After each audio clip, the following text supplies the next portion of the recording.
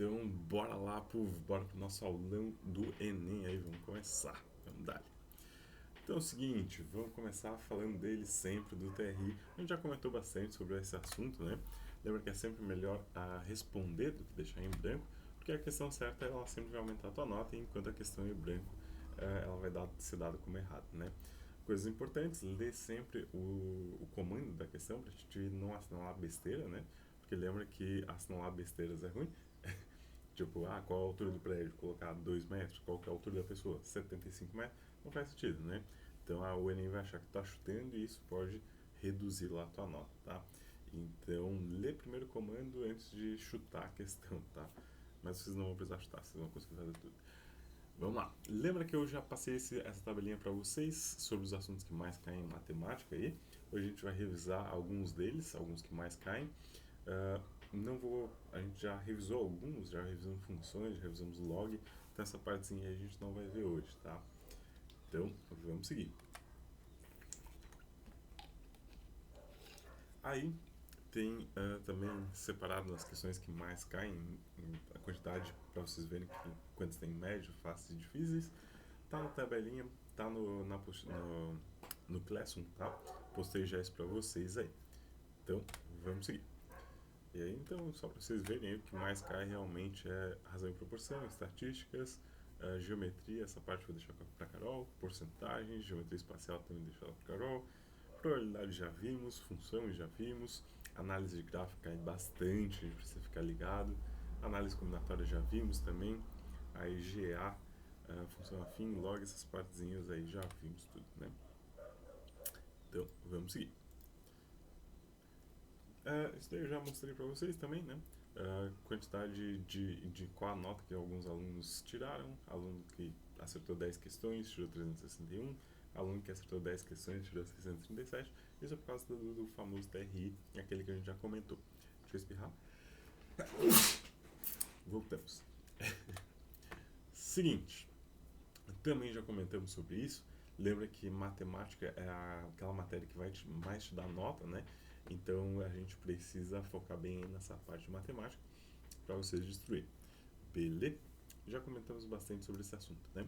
Lembra que a média final, geralmente, eles fazem uma média aritmética entre todas as matérias, soma tudo, divide pela quantidade de matérias, só que aí depende de alguns vestibulares, né?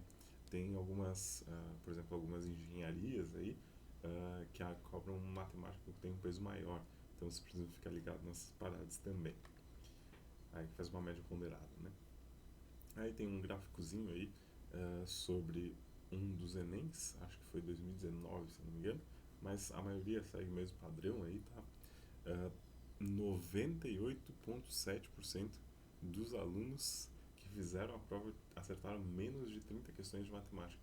Então, se tu conseguir mandar um pouquinho melhor aí, tu vai estar entre aí os escolhidos, aí, entre os 1,3% da população. Então, se vocês conseguirem mandar bem aí, é o que vai aumentar bastante a nota de vocês, tá? Então, a estratégia de prova eu já comentei para vocês, para sempre começar porque vocês são melhores. Lembra que tem a média para passar por gabarito em 30 minutos aí, e em média também a gente tem 3 minutos por questão. Lógico que tem questões que vocês conseguem ler e fazer bem rapidinho, tá? E tem questões que realmente demoram um pouquinho mais, só que aí com que tu não demorou na primeira, tu demora na outra, e aí vai fazendo essa médiazinha aí. Então, em média, tu tem 3 minutos, tá? Coisas importantes também, sempre lê o comando da questão. Quando tu lê o comando da questão, tu consegue, porque o Enem tem muito textão, a gente sabe disso, né? A gente já comentou isso também em sala. Lembra de ler o comando, porque aí quando tu voltar pro texto já vai focado no que a questão está pedindo. E às vezes só ler o comando tu já consegue resolver a questão, né? E aí então tu economiza um tempo que sobra mais para uma que seja um pouquinho mais difícil depois, beleza? Então tendem a fazer aí as mais fáceis também, por causa do TRI, tá? Tentem não pular as que vocês conseguem ver ali que são facinhas, tá? E as mais difíceis vai deixando pro final por causa do TRI, tá? Unidade de comprimento, muito importante a gente lembrar isso na hora do Enem, tá? Lembra do quilômetro, hectômetro, decâmetro, metro, decímetro, centímetro, milímetro. Tem vários macetes aí na internet, tá? Um é o KH, como que é? cagadão decimal, alguma coisa assim. Eu gosto. Eu tenho vários, tá? Lembra que se eu quero passar de quilômetro a hectômetro, ou de hectômetro a decâmetro, decâmetro a metro, assim por diante, a gente vai multiplicar por 10. Agora, se eu quero de milímetro para centímetro, centímetro para decímetro, decímetro para metro, lembra que a gente tem que dividir por 10 daí, tá? Então, da esquerda para a direita a gente multiplica, da direita para a esquerda a gente vai dividir. Outra parada importante são as unidades, tá? Para passar para litros. Lembra que 1 centímetro cúbico ele tem 0,001 litro, ou 10 na menos 3, ou ainda 1 ml, tá? 1 decímetro cúbico ele tem 1 litro, e 1 metro cúbico equivale a 1000 litros, tá? Então, sempre que a questão te pedir lá em litros, é interessante tu já transformar tudo para decímetro, porque a resposta que tu achar vai ser em decímetro cúbico. E decímetro cúbico já vai te dar a resposta em litros, tá? Então, é interessante essa parte aí. Outra parada importante é que uma tonelada equivale a 1000 quilos. Essa parte aí geralmente a galera sabe, né? Essa parte aí geralmente lembra. Então, vamos para matemática mesmo. Não que eles não fossem, né? Mas vamos para algumas matériazinhas. Então, a parte que mais cai disparada é razão e proporção, então a gente precisa dar uma relembradinha. Lembra que sempre que a questão te disser lá, dado uma razão, tu já sabe que é uma divisão. Já vai colocar direto uma fraçãozinha ali de um cara sobre outro. Lembra que o carinha de cima é o numerador, o carinha de baixo é o nosso denominador. E lembra que a gente já comentou bastante sobre isso. Lembra que eu falei que a razão ela dá sentido às coisas, né? Então, por exemplo, se eu tenho um colégio que passaram 20 alunos no vestibular, já dei esse exemplo para vocês, aí passou muito ou passou pouco? Depende de quantos alunos eu tenho. Se 25 se inscreveram, por exemplo, pô, passou muito. Mas se eu tenho 1 milhão de alunos no meu colégio, aí passaram poucos alunos, beleza? Então lembre que a razão, ela dá sentido às coisas. Outra parada que a gente já viu também lembra que a revisão, tudo a gente já viu. Essa partezinha de grandezas proporcionais, tá? Grandeza é tudo que a gente pode medir ou comparar, e aí a gente tem as grandezas que são diretamente proporcionais, onde a divisão entre as grandezas vai ser igual. E lembra que se tem proporção, tem a constante de proporcionalidade. Outra parada importante é a grandeza que são as grandezas que são inversamente proporcionais. Lembra que quanto maior um, menor o outro. E aí então elas são inversamente. E se são inversamente proporcional, a multiplicação entre eles é igual. E aí eu lembro que o K é constante. E lembra que eu dei alguns exemplinhos, né? Velocidade e distância sobre o tempo. E a força é massa vezes aceleração. Bom, se a gente está igualada a constante, no nosso primeiro exemplo, a velocidade seria constante, né? Então, se eu quero ir, por exemplo, daqui até a Bahia ou daqui até Balneário, quanto maior a distância, maior o meu tempo. Os dois são diretamente proporcionais, né? E lembra que eu dei o exemplo de empurrar os hops. Vou empurrar os hops. Quanto maior a massa, menor a aceleração. E aí, se eu vou empurrar, Carol, quanto menor a massa, maior a aceleração, tá? Então é isso aí. O que mais? Essa parte de grandezas proporcionais para ver se é direto ou se é inverso é muito importante, tá? Tanto para as próprias questõezinhas ali de grandezas proporcionais, quanto para a partezinha de regrinha de 3, tá? É bem importante ver isso. Então lembra velocidade de tempo. Se velocidade de tempo são as grandezas que a gente está analisando, a distância seria a nossa constante, tá? Então pense que eu quero ir daqui até Balneário. Se eu vou a 100 km por hora, eu vou demorar um tempo. Agora, se eu vou a 200 km por hora, quanto maior o meu tempo, menor a minha velocidade. Então, são grandezas inversamente proporcionais. Não está aparecendo, mas tem um xizinho ali no inversamente. Velocidade e distância, então o tempo ele é constante. Então, tu mede em 1 minuto. Quanto maior a minha velocidade, mais eu vou andar. Concorda comigo? Então, são diretamente proporcionais. Distância e tempo, a velocidade é constante, aquele exemplinho que a gente tinha dado antes. Lembra que são diretamente proporcionais. Quantidade de trabalhadores e tempo. Então, quanto mais trabalhadores eu tenho, menos tempo eles vão executar o serviço. Concorda comigo? Quanto mais trabalhadores eu tenho, mais trabalhos eles fazem. Então, são diretamente proporcionais. Quanto mais horas eu trabalho por dia, menor vai ser o meu tempo de execução em geral, né? E quanto mais eficiente eu sou, menos eu demoro para fazer para executar o meu programa, para executar, beleza? E quanto mais eficiente eu sou, menos trabalhadores eu vou precisar. Então, inversamente proporcional também. Quanto mais eficiente eu sou, mais eu vou cobrar por isso. E lembra de comprimento e altura de um muro. O que é constante seria a área nesse caso. Então, quanto maior o comprimento, para a área ser igual, eu tenho que diminuir a altura. Então, são inversamente proporcionais. O que mais? Então, vamos para o primeiro exemplo. Os prefeitos da cidade A, B e C desejam construir uma ponte sobre o rio que passa pelos 3 municípios. O custo dessa obra foi orçado em 576 mil e será dividido em partes diretamente proporcionais às distâncias que separam de cada uma das cidades. Se o local da construção dista 6 km de A, 12 de B e 18 de C, então a prefeitura B terá um gasto de. Então vamos lá. Coisas importantes. Ali diz que é diretamente proporcional, né? Então a divisão entre eles vai ser igual. Só que às vezes a questão não diz se é direto ou inverso, tá? Quando ela não diz, ela sempre vai ser diretamente proporcional, tá? Porque é o que mais ocorre, tá? Cara, 98% das questões vão ser diretamente proporcional. Vocês vão ver que as contas são bem mais fáceis quando é diretamente proporcional, tá? Então vamos lá. A soma dos 3 valores tem que dar 576 mil. E como eu falei para vocês, a razão entre eles tem que ser igual, a divisão. Se é diretamente, a divisão é igual. O A vai estar para o 6, assim como o B vai estar para o 12, e assim como o C vai estar para o 18. E se tem proporção, tem a constante de proporcionalidade. O A, eu consigo isolar ali ele, aquele 6 que está dividindo, eu consigo ele multiplicar ele pelo K. Então o A vai ser 6K. O 12, que está dividindo o B, eu consigo multiplicar ele pelo K. E o 18, que está dividindo o C, eu consigo multiplicar ele pelo K também. E aí agora é só substituir ali na primeira equaçãozinha que a gente tinha. O A é 6K, o B é 12K e o C é 18K. A soma tem que dar o 36K. Esse 36 que está multiplicando eu vou dividir do outro lado e encontro que o K vai ser 16. Como eu quero o que a prefeitura B vai gastar, eu vou pegar o B. No lugar do K, eu vou substituir por 16 e encontro o valor de B, que vai ser 192. Se eu quisesse do A e do C, era só substituir no lugar do K por 16 e fazer a multiplicaçãozinha ali. Só isso, beleza? Então a alternativa correta nessa questão, letra B. Que mais? Questãozinha da PUC, olha só.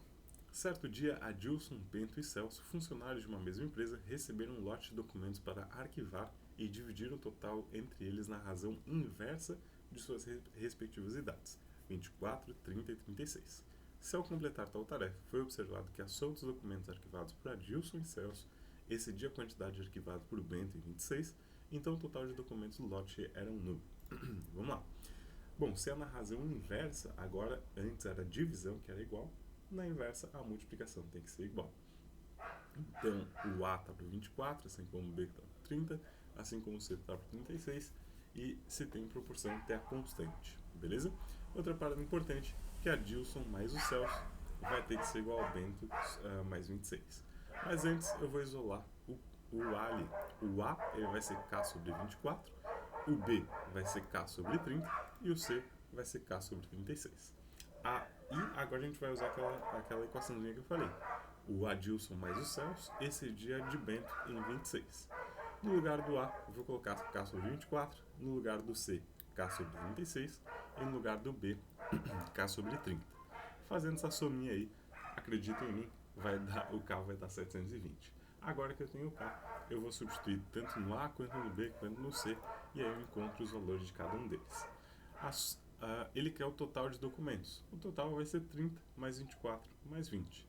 30 mais 24 vai dar 54, mais 20 vai dar 74. 74 é o número maior que 60, beleza? Então, a alternativa correta seria a letra E. Então, esse tipo de questão aí para inversamente proporcional.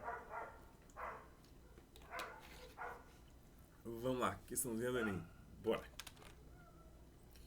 Deixa eu pegar aqui e vamos fazer juntos. Questãozinha do Enem. A resistência das vigas de dado comprimento é diretamente proporcional à largura B e ao quadrado da altura D, conforme a figura. A constante de proporcionalidade de K varia de acordo com o material utilizado na sua construção. Considerando-se S como a resistência, a representação algébrica que exprime essa relação é... Então, vamos lá. A resistência, que é o S, ele tem que ser diretamente proporcional, então eu vou dividir pela largura B. E ele é diretamente também ao quadrado da altura D. Então também eu vou dividir pelo quadrado da altura D. E lembra que se tem proporção, tem a constante de proporcionalidade. Agora, não esquece de isolar o S, que foi o que a questão estava pedindo, né? Aqueles caras que estão dividindo, eu vou multiplicar do outro lado. Vai ficar B vezes D quadrado vezes K. Então, a alternativa correta está a letra C, né? K vezes B vezes D quadrado. Fechou? Então é isso aí. Vamos mudar a questão? Olha só, vou fazer o seguinte. Ele vai ser diretamente proporcional à largura B e vai ser inversamente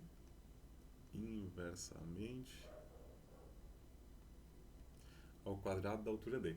Mudei, hein? Vamos lá. Então a resistência S, ela é diretamente proporcional à largura B, então eu vou dividir pela largura B. Mas ela é inversamente proporcional ao quadrado da altura. Então, ao invés de dividir, agora eu vou multiplicar. E se tem constante, e se tem proporção, tem a constante, né? Se eu quisesse isolar o S agora, ficaria B vezes K dividido por D quadrado. Fechou? Então é isso aí. Vamos para a próxima. Vamos lá. Seguinte, essa daí eu trouxe uma questãozinha de regrinha de 3 simples, só pra gente ver uma coisa.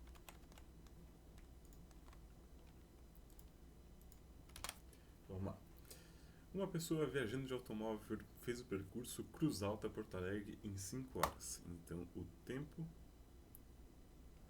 foi de 5 horas. Viajando uma velocidade, então tem a velocidade aqui, de 80 km por hora. Na volta, ele retornou mais apressado e fez o mesmo percurso em 4 horas. E eu quero saber qual que era a velocidade que ele estava percorrendo. Coisas importantes. Bom, é uma regra de 3, só que, nesse caso, cara, todas as regras de 3 a gente precisa analisar, mesmo nas simples, tá? Se elas são diretamente proporcionais ou inversamente proporcionais. Beleza? Todas. Olha só, quanto maior a minha velocidade, concordo que eu vou demorar menos tempo? Então elas são inversamente proporcionais. Então não adianta fazer multiplicação cruzada em todas as regras de 3 simples, que não vai dar certo, tá? A gente precisa ver se são diretamente ou inversamente proporcionais. Nesse caso, como são inversamente proporcionais, quanto maior um, menor o outro, a multiplicação tem que ser igual. Então eu sei que o 5 vezes 80 tem que ser igual a 4 vezes o x. Esse 4 que está multiplicando, vou dividir do outro lado. 5 vezes 80 dividido por 4. 80 dividido por 4 vai ser 20. E 20 vezes 5 vai ser 100. Beleza?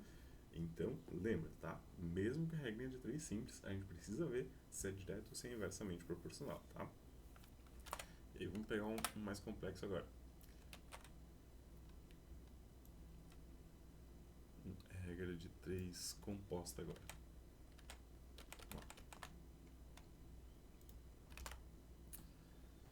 Seguinte, uma reforma de 100 km de asfalto seria executada por 15 operários trabalhando 8 horas por dia durante 20 dias.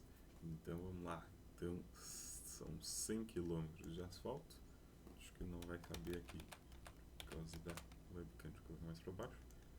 Então são 100 km de asfalto que serão executados por 15 operários trabalhando 8 horas por dia durante 20 dias.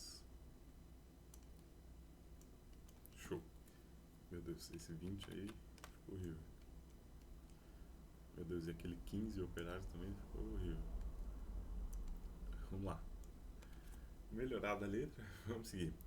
Então, só que 5 trabalhadores foram transferidos. Então, se a gente tinha 10, se a gente tinha 15, vai ficar 10. Quando 5 trabalhadores foram transferidos quando a obra não havia começado. E devido a um acordo firmado, apenas 90 quilômetros vão ser feitos. Em quantos dias os 10 trabalhadores restantes concluirão a obra, se agora eles estarão trabalhando 9 horas por dia. Vamos lá, então a gente sempre precisa ver se são diretamente proporcionais ou inversamente proporcionais, sempre em relação a x, tá? Então, quanto mais quilômetros eu tenho que fazer, mais tempo eu vou demorar, concorda comigo? São diretamente proporcionais esses dois. Sempre em relação a x, hein?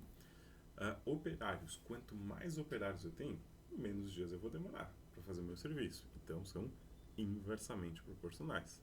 E quanto mais eu trabalho por dia, menos dias eu vou precisar trabalhar. Concorda comigo? Quanto mais horas por dia, menos dias eu preciso trabalhar. Como eu coloquei flechinha para cima do dias, vou colocar flechinha para baixo nos horas por dia. E aí vamos lá. Então 20 sobre x, o que é direto tu mantém, 100 sobre 90, o que é inverso tu inverte, 10 sobre 15. O outro é inverso também vou inverter, 9 sobre 8. O que é direto tu mantém, o que é inverso tu inverte. Vamos lá. Agora a gente pode simplificar algumas coisas. O 10 vezes 90, 10 vezes 9 vai dar 90, vai dar para simplificar com carinha de baixo. Outra parada que dá para simplificar é o 100 com o 20. 100 dividido por 20 vai dar 5, né? Que mais? O 5 com o 15 a gente vai conseguir simplificar também. Isso vai dar 3. Então, em cima ali sobrou só 1. Aí a gente faz uma multiplicação cruzada, né? X vezes 1 vai dar x. Aí 1 vezes 3 dá 3, vezes 8 vai dar 24. Então, eles vão demorar 24 dias aí para fazer esse serviço. Belezinha? Então agora vai na habilidade de vocês em simplificar, né? Tentem simplificar o máximo possível, mesmo que não simplifiquem o máximo possível, quando vocês fizerem a multiplicação cruzada, vai dar certo ali no final, tá? Então, vamos seguir. Escalas. Ainda aí na partezinha de razão e proporção, escala ela é uma razão, né? Ela é uma divisão de um cara por outro. Lembra que as escalas sempre vai ter um A, 2 pontinhos B. O A é a dimensão do desenho e o B é a dimensão real, tá?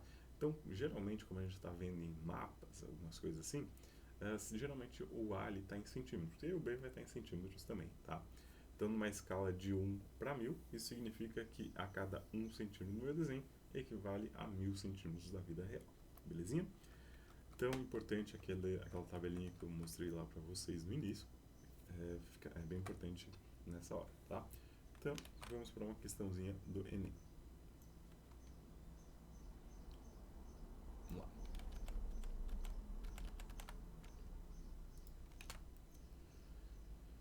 Bora.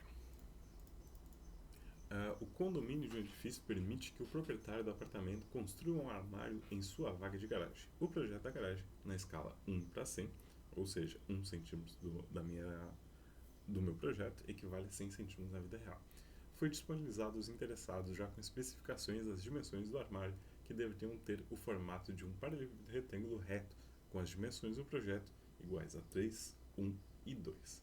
E aí eu quero saber o volume real do armário em centímetros cúbicos. Então, olha só, coisas importantes. Vou fazer de duas formas, tá? Primeiro, o volume, ele é multiplicar as três dimensões. Então, o volume no meu desenho seria 3 vezes 1 vezes 2. 3 vezes 1 dá 3, vezes 2 dá 6 centímetros cúbicos do meu desenho. Agora, vamos lá. Na minha escala, cada 1 centímetro equivale a 100 centímetros na vida real. Aquele 100 eu vou escrever ele como 10 ao quadrado, pode ser? Ficar mais fácil. Então, 1 centímetro do meu desenho equivale a 10 ao quadrado centímetros na minha vida real. Aí, só que o volume ele é centímetros cúbicos. Então, o que eu preciso fazer é elevar ao cubo. 1 ao cubo é 1. 1 centímetro cúbico equivale a 10 na 2 ao cubo centímetros cúbicos. 10 na 2 ao cubo, potência de potência multiplica os expoentes, vai ficar 10 na 6. Ou seja, 1 centímetro cúbico do meu desenho equivale a 10 na 6 centímetros cúbicos na vida real. Como ele quer já em centímetros cúbicos, é só fazer multiplicar, né? 6 centímetros cúbicos equivale a 6 vezes 10 na 6 centímetros cúbicos. Que era o que ele estava querendo, né? 6 vezes 10 na 6 é 6 milhões. Então tem 6 zerinhos aqui, se vocês repararem. Outra forma de fazer era fazer direto já na escala real, né? Era passar aquele 3 centímetros do meu desenho para, 1 centímetro equivale a 100 centímetros na vida real, então aqueles 3 centímetros equivaleriam a 300 centímetros na vida real. Aquele 1 centímetro equivaleria a 100 centímetros na vida real. E aquele 2 centímetros equivaleria a 200 centímetros na vida real. Aí, se vocês fizerem essa multiplicação, vai dar os 6 milhões de centímetros cúbicos na vida real. Beleza? Outra forma de fazer, já passar direto para a vida real ali. beleza? O que mais? Cadê? Aqui. Porcentagem. Lembra que porcentagem é uma razão por 100, 43%, 43 sobre 100, 127%, 127 sobre 100 e assim por diante, tá? Lembra que o 10% de algo, esse D é sempre uma multiplicação, então se eu quero calcular 10% de 100, ficaria com 10% vezes o 100, que isso daria 10. Lembra que se eu quero ver aumentos ou descontos, se eu quero aumentar 20%, eu pego o inicial, que era o 100%, mais o aumento, que era o de 20%. Isso vai totalizar 120%. Lembra que 120% é 120 sobre 100. Se eu fizer essa divisão, isso vai dar 1,2. Então, aumentar 30%, 1,3. Aumentar 70%, 1,7. Aumentar 5%, 1,05. Sacaram? Se eu quero dar um desconto de 20%, eu pego o inicial, que é o 100%, e subtraio 20%. Isso vai me dar 80%. 80%, 80 sobre 100, que é 0,8. Então, dá um desconto de 20%, multiplicar por 0,8. Desconto de 30%, 0,7. Desconto de 70%, 0,3. Desconto de 5%, 0,95. Beleza? Vamos pegar alguns exemplinhos. Olha só. Aumento de 40%. Multiplico por, responde em casa, 1,4. Redução, dá um desconto de 40%. Multiplico por 0,6. 40% de algo, 0,4. Aumento de 60%, 1,6. Reduzir 60%, dá um desconto de 60%, 0,4. 60% de algo, 0,6.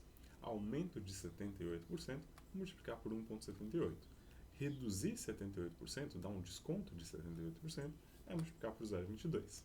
Calcular 78% de algo é multiplicar por 0,78. Aumentar 100% é pegar o 100% mais 100%, isso dá 200%. 200% é 2. Reduzir 100% não vai pagar nada, vai multiplicar por 0. 100% de algo é multiplicar por 1, beleza? É ele mesmo. Aumentar 150% é multiplicar por 1,5, 2,5, desculpa, que é o 100% mais o 150%. Isso dá 250%. Reduzir 150% não existe. A maior redução que eu consigo fazer é 0. É de 100%. Desculpa. 150% de algo é multiplicar por 1,5. Aumentar 375% é multiplicar por 4,75. Reduzir 375% de algo não existe. A maior redução é 100%. E 375% de algo é multiplicar por 3,75. Beleza? Vamos para exemplinhos. Não era para ter aparecido ainda a resolução, mas vamos lá. Deixa eu dar um golinho de água antes.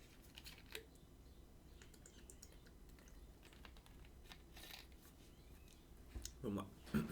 O fisiologista francês Jean Poussel estabeleceu na primeira metade do século XIX que o fluxo de sangue por meio de um vaso sanguíneo em uma pessoa é diretamente proporcional à quarta potência da medida do raio. Então vamos parar aqui. O fluxo ele é diretamente proporcional à quarta potência do raio.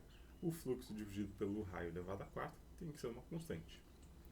Suponha que um médico, efetuando uma angioplastia, aumentou em 10% o raio de vaso sanguíneo de seu paciente. E ele quer saber o aumento percentual esperado do fluxo por esse vaso. Então, ele quer saber o fluxo, vou isolar o fluxo. O fluxo ele vai ser o K vezes R elevado à quarta. Agora eu vou multiplicar o raio por 1,1, porque é um aumento de 10%. Aumentar 10%, multiplicar por 1,1. Então, eu vou pegar o raio e multiplicar por 1,1. Então, o que eu tenho que fazer? É 1,1 elevado à quarta.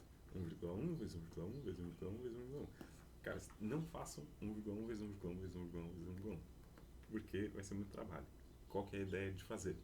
Faz 1,1 vezes 1,1, que aí tem 1,1 ao quadrado. E aí tu pega esse cara que está ao quadrado e multiplica por ele mesmo, porque aí tu vai encontrar ele elevado à quarta, beleza? Mais fácil de fazer. Aí então a gente ficou com K vezes 1,4641, aqui R na quarta, tá? Só faltou a quarta potência ali que eu esqueci. E 1,4641 é um aumento de 46,41%, então a alternativa correta seria a letra E. Beleza? Tava meio só. Questãozinha 2. Taxa de fecundidade. Antes de mais nada, lembra que se eu quero reduzir alguma coisa, uma diquinha aí pra vocês, tá? Sempre que eu quero ver quanto que reduziu, eu pego o menor e divido pelo maior. E quando eu quero ver quanto que aumentou, eu pego o maior e divido pelo menor, tá? É uma diquinha básica. Lógico que tu pode fazer uma regra de 3, né? Tipo, o valor inicial era 100%, o próximo valor vai ser X. Aí tu encontra quantos por cento vai ser a mais ou a menos, tá? Mas assim sai bem mais rápido, é uma dica, tá? Para não precisar ficar fazendo regra de 3. Vamos lá. A taxa de fecundidade é um indicador que expressa a condição reprodutiva média das mulheres de uma região. É importante para uma análise da dinâmica demográfica dessa região. A tabela apresenta os dados obtidos pelo censo de 2000 e 2010, feitos pelo IBGE com relação à taxa de fecundidade no Brasil. Suponha que a variação percentual relativa na taxa de fecundidade no período de 2000 a 2010 se repita no de 2010 a 2020. Nesse caso, em 2020, a taxa de fecundidade no Brasil será mais próxima de. Então, olha só, eu quero ver quanto que reduziu, eu vou pegar o menor e dividir pelo maior. 1,9 dividido para 2,38 para ver o quanto que reduziu. Agora, se eu quero ver de 2020 para 2010, ele disse que é a mesma redução, e eu não sei que taxa é essa, eu sei então que o t dividido para 1,9 tem que ser igual a essa mesma taxa que a gente viu antes. Então, 1,9 dividido para 2,38 é igual à próxima taxa dividido para 1,9. Que mais? Agora é só fazer uma multiplicação cruzada, tá?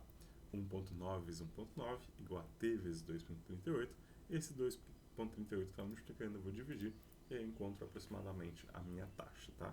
Isso dá 1,5168, que é aproximadamente 1,52. Fechou? Então, que mais? Vamos ver. Aí, falando sobre porcentagem, uma parte importante é juros simples e juros compostos, tá? Lembra que o juros simples incide sempre sobre o valor inicial, tá? Então, por exemplo, se a taxa de 10% sobre o meu valor inicial, que era 100, então sempre vai aumentar R$10. 10% de 100 é 10. Então, cada mês que passa, aumenta R$10 de juros, tá? Então, sempre o mesmo valor, sempre sobre o valor inicial. Formulazinha, juros é C sobre 100. Lembra que o J é de juros, C de capital, I de taxa e T de tempo. Lembra que a taxa e o tempo ele sempre tem que estar na mesma unidade de tempo, tá? Então é importante, se a taxa está ao mês, o tempo tem que estar em mês. Se a taxa está ao ano, o tempo tem que estar em ano. Beleza? Isso aí. Outro parâmetro importante é que o montante é o capital mais os juros. Lembra que o capital, o montante é o valor final que tu vai obter, né? O capital é o valor que eu investi e os juros é o quanto que eu obtive. E aí o montante final vai ser o capital que eu investi mais os juros que eu ganhei. Beleza? E essa formulazinha do montante serve tanto para juros simples quanto para juros compostos, tá? E em juros compostos, o montante é C vezes 1 mais I elevado a T. Esse 1 mais I é do teu aumento, né? Então lembra que se eu quero aumentar 20%, eu multiplico por 1,2. E esse é o rolê aí dos juros simples, tá? Dos juros compostos, desculpa. E isso para aumento, né? Se eu quero desconto, eu vou fazer 1 menos a taxa. Mas, cara, geralmente vai ser o aumento, tá? Geralmente é 1 mais I elevado a T. M de montante, C de capital, I de taxa, T de tempo. Montante igual a C mais J igual a taxa de tempo também precisa estar na mesma unidade relativa de tempo. Professor, e se não tiver? Então, o que a gente faz é o seguinte. Então, a questão te diz lá, os juros com a taxa de 5% ao mês aplicado por um ano. Então, lembra que a taxa vai ser 5 e o tempo vai ser 12. Beleza? Juros de 30% capitalizados ao trimestre aplicado por um ano. Teus juros, a taxa, vai ser de 30%. O teu T vai ser 12. De boa? Coisas importantes aqui, tá? Esse, tá vendo que eu coloquei 5? É que no juros simples ele já está sobre 100. Aí tu coloca 5 mesmo. No juros composto eu não coloquei o sobre 100. Então aqui na taxa, em vez de 5, tu teria que colocar 0,05, tá? Aqui na taxa, tu teria que colocar 0,3 no juros composto. No juros simples, tu vai colocar o 30 mesmo. Por um ano, então, o tempo vai ser 4, porque são trimestres, tá? Lembra que trimestralmente são 3 meses. Num ano, a gente tem 4 trimestres, beleza? O que mais?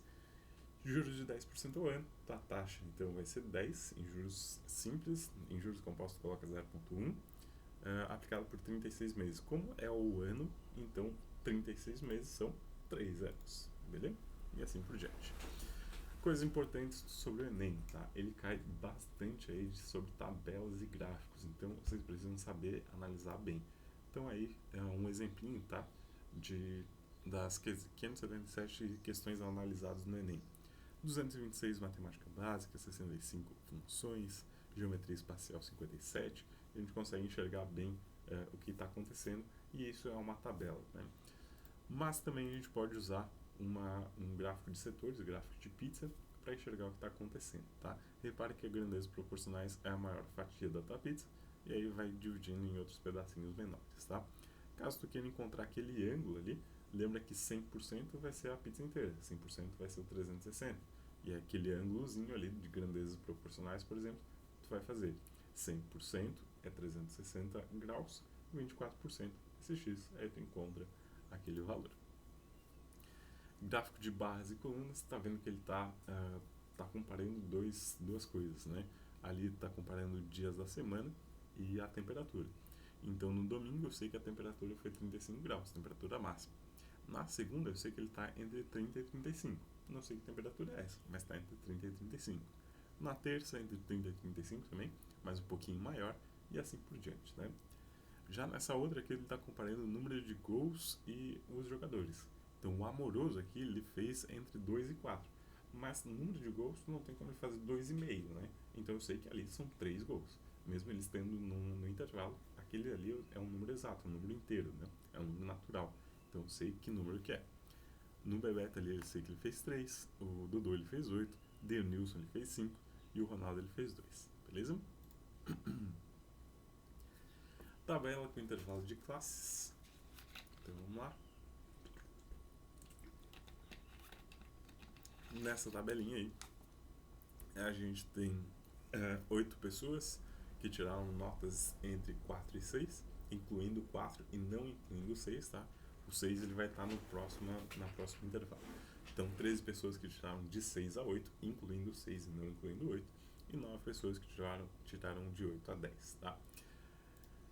Gráfico de linhas geralmente a gente usa para faturamento, então aí tá os meses e o quanto que a empresa faturou. Gráfico de radar já caiu no Enem, então fiquem ligados. Galera aí que joga FIFA conhece bem, né? Então aqui exemplo Cristiano Ronaldo. Repara que a defesa dele é ruim, mas a finalização dele é muito boa. Os dribles dele também são muito bons. Então quanto mais próximo ali do centro, pior vai ser, né? Então aqui competências dos colaboradores. Para mim é ruim que eu sou do autor, né? Mas ali a Ana, ela não é muito pontual. Ela tirou nota 3 ali na pontuação. Ela é bem ruim. Só que ela é bem sociável, né? A sociabilidade dela foi bem alta. Já, por exemplo, a Cláudia, ela é uma pessoa bem pontual, né? Ela tirou 10 na pontuação, visão sistêmica 10 e assim por diante, tá? Então fiquem ligados, já que é umas 2, 3 vezes aí o gráfico de radar. Que mais? Questãozinha sobre média, usando o intervalo de classes que a gente viu, tá? Então vamos lá. Então, a tabela seguinte apresenta uma distribuição de frequências dos salários de um grupo de 50 empregados de uma empresa. O salário médio dos empregados foi. Então, tu vai calcular uma média, nesse caso ponderada, porque a gente tem uma quantidade de empregados aí. Então, olha só, a média vai ser a seguinte. Bom, tem 20 funcionários que ganham entre R$ 1.000 e R$ 2.000 reais. Mas, em média, esses 20 funcionários, eles ganham R$ 1.500 reais. Então, tu sempre vai usar a médiazinha daquele intervalo, tá? 18 empregados ganham em média R$ 2.500 reais, 9 empregados ganham em média R$ 3.500 reais e 3 empregados ganham em média R$ 4.500 reais. Aí tu soma todas essas multiplicações e divide pela soma dos pesos. Lembra de média aritmética ponderada, né? Então divide pela soma dos pesos, que nesse caso é o total de funcionários, que é 50. Se tu fizer essa continha aí, vai dar 2.400, confia em mim. Beleza? Que mais? Então, médias, tem a média aritmética simples, média aritmética ponderada, tem a média geométrica, nem raramente vai cair, média harmônica também, dificilmente, tá? Mas as características, média aritmética é a soma, geométrica é o produto e média harmônica é a soma dos inversos, tá? Média aritmética simples, soma tudo e divide pela quantidade de termos. Média ponderada foi o que a gente viu antes, multiplica pelos pesos e divide pela soma dos pesos. Aqui, olhando para um histograma, tá? Que também é comum aparecer no Enem da vida. O histograma a seguir apresenta a distribuição de frequência das idades dos funcionários de uma pequena empresa. Com os dados disponíveis, pode-se concluir que a média das idades dos funcionários é uma dica, tá? Quando a pergunta é uma coisa, o peso geralmente é outra, tá? Geralmente não, é. Quando a pergunta é uma coisa, o peso é outra, tá? Então, nesse caso, ele está pedindo a média das idades. Então, o que é o peso vai ser a quantidade de funcionários, tá? Então, tu vai lá e faz a média aritmética ponderada, tá? Bem parecido com a da tabela de distribuição de frequências. Olha só, aqui a gente tem 20 funcionários que têm entre 16 e 20 anos. Então, aí, em média, eles têm 18 anos. Tu coloca a médiazinha. Tem 14 funcionários que, em média, têm entre 20 e 24, em média, tem 22 anos. Então, faz 14 vezes 22. 6 que tem entre 24 e 28, 6 vezes 26. E 6 que tem entre 28 e 32, então 6 vezes 30. E divide pela soma de funcionários. E aí tu encontra a médiazinha. Média geométrica dificilmente vai cair, tá? Mas é quando a característica é o produto das paradas aí. Então, exemplo, o preço de uma determinada mercadoria sofreu duas valorizações sucessivas, em 2 meses consecutivos. Uma de 21%, outra de 44%. E aí a média de valorização vai ser a média geométrica, tá? Então, quando a característica é o produto, lembra que aumentar 21% é multiplicar por 1,21. E aumentar 44% é multiplicar por 1,44. Então, tu vai fazer essa médiazinha geométrica, que é essa formulazinha, tá? Raiz enésima de x1 vezes x2 até o xn, tá? Como nesse caso são 2 valores, eu vou tirar a raiz quadrada. Se fossem 3, raiz cúbica, 4, raiz quarta, assim por diante. Nesse caso, eu vou tirar a raiz quadrada de 1,21 e 1,44, beleza? 1,21 é a mesma coisa que 121 sobre 100 e 1,44, 144 sobre 100. Raiz de 121 é 11, de 100 é 10, 144 é 12 e de 100 é 10. Faz essa multiplicação, vai dar 1,32 sobre 100, que é 1,32. Então, a média aí de valorização foi de 32%, tá? Média harmônica, também muito difícil cair, tá? Quando as grandezas são diretamente proporcionais, a gente faz uma média simples, e quando são inversamente proporcionais, a gente usa a média harmônica, tá? Então, aí tem um exemplinho. Preço de gasolina que era 4 em 2018, em 2021 ficou 6. Eu quero saber, em média, quanto que essa pessoa pagou pelo valor, tá? Repare que o valor pago que a pessoa... É que eu não li a questão com vocês, né? Por causa do tempo. Mas repara que a pessoa, ele diz que com o mesmo valor ele quer saber agora, né? Então, com o mesmo valor. Então, com R$200 ele abastecia tanto, com R$200 agora ele vai abastecer menos, né? Então, repara que o valor pago é constante, o valor da gasolina é o que está variando, e a quantidade de litros que eu vou colocar também é o que está variando, né? Repare que o preço de do litro da gasolina e a quantidade de litros que eu vou colocar, eles são inversamente proporcionais, né? Quanto maior o preço da minha gasolina, menos eu vou colocar aí, né? Então a gente faz uma média harmônica, tá? E aí é só substituir os valores. São duas coisas que a gente está analisando, então o N vai ser 2. São dois valores, né? E aí tu faz 1 sobre 4, que é o primeiro valor, mais 1 sobre 6, que é o segundo valor. Fazendo essa continha aí, vai dar 4,8, tá? Média harmônica global é que tem um pouquinho mais chance de cair, tá? Aí são quando as coisas acontecem sobre o mesmo corpo. Então, exemplo. Quando está contribuindo, tu vai fazer o produto pela soma. Quando está se atrapalhando, tu vai fazer o produto pela diferença. Então, exemplo clássico, tá? 2 torneiras enchem um balde, uma enche 5 horas, outra em 8 horas. Aí, quanto tempo elas vão demorar para encher juntas? Faz o produto pela soma. Agora, se estão se atrapalhando, tem uma torneira e um ralo. Aí tu vai fazer o produto pela diferença, tá? A torneira enche em 8, o ralo e esvazia em 5. Aí tu vai fazer o produto pela diferença, só isso. Beleza? Aí tem um exemplinho. José limpa o vestiário de um clube de futebol em 30 minutos, enquanto o Jair limpa o mesmo vestiário em 40 minutos. Então tu vai fazer quanto tempo eles vão demorar para fazer juntos? Tu vai fazer o produto pela soma, tá? 30 sobre 40, 30 vezes 40 é 30? 30 e 45. 30 vezes 45 sobre 30 mais 45. Beleza? Então você vai ajudando, então tu vai fazer o produto pela soma. Se não me engano vai dar 18, tá? Depois vocês façam a conta bonitinho. Ah, eu fiz E. Então tá bom. Outra palavra importante que cai bastante em estatística é média, moda e mediana. Média a gente já viu. Lembra que moda é aquele cara que mais aparece. Então, nesse caso aí, o que mais está aparecendo é o 1. Nesse outro exemplo aí, o que mais está aparecendo é o 1, o 2 e o 3. Pode ter mais de uma moda, não tem problema, tá? Quando tem uma moda só, a gente chama de unimodal, duas modas bimodal, três trimodal e acima disso é multimodal. E se não tem moda, a gente chama de amodal, tá? Mediana é sempre o carinha que está no meio, mas não esquece de colocar em rol, em ordem crescente ou decrescente, tá? Então, ele pede a mediana daqueles conjuntos ali. A primeira coisa que eu tenho que fazer é colocar em rol, colocar em ordem crescente. O carinha que está no meio, repare que tem 3 para um lado e 3 para o outro, então o 2 é o carinha que está no meio. Ah, professor, como é que eu sei enxergar direto assim? Cara, posição é sempre n mais 1 dividido por 2. Repare que aqui a gente tem 1, 2, 3, 4, 5, 6, 7 termos. 7 mais 1 vai dar 8 dividido por 2, 4. Então é o quarto termo, beleza? Aí sempre me pergunta, professor, e se tem um número par? Bom, tá aí, eu quero a mediana desse intervalo. A primeira coisa que eu tenho que fazer é colocar em rol. Coloquei em rol. Agora eu quero ver qual que é a posição. Deixa eu ver quantos termos tem. 1, 2, 3, 4, 5, 6, 7, 8. Vai fazer 8 mais 1 dividido por 2 dá 4,5. Está entre o quarto e o quinto termo. Professor, já sei a vírgula?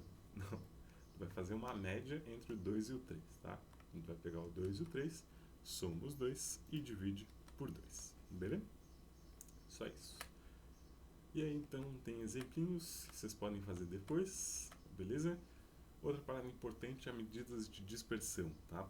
Às vezes calcular a média, modo mediano, não é o suficiente para a gente enxergar o que está acontecendo. E aí o desvio padrão e a variância são bons caras para ver o quanto que está desviando do padrão, que é a média, tá? O quanto que está variando essas coisas. Então as formulazinhas são essas bem feias, mas o Enem ele cobra, tem exemplinhos, tá? O Enem ele cobra só a ideia, tá? Então, quando tu calcula essas variâncias e desvios padrões, quanto mais próximo de zero, mais homogêneo é o que tu está analisando, né? E quanto mais longe do zero, mais dispersos são esses dados, tá? Então, exemplinho aí de uma questão, ele pergunta o candidato mais regular. O candidato mais regular teve um menor desvio padrão, tá? Então só olha ali o cara que é mais próximo de zero. Nesse caso, o Marco era mais regular, tá? Então, o termo correto seria o Marco. Aí tem esses exercícios aí que eu gostaria que vocês fizessem para amanhã, para quarta-feira, não sei que dia que vocês estão olhando essa aula. E aí, na quarta-feira, a gente vai corrigir esses exercícios daquela listinha lá. Aquela lista tem 40 exercícios, não vou conseguir corrigir os 40 na aula, né? Mas é esses aí que a gente vai tentar corrigir lá em sala, fechou? Então é isso aí. Qualquer dúvida, me manda um e-mail. E é isso. Precisando, estamos aí.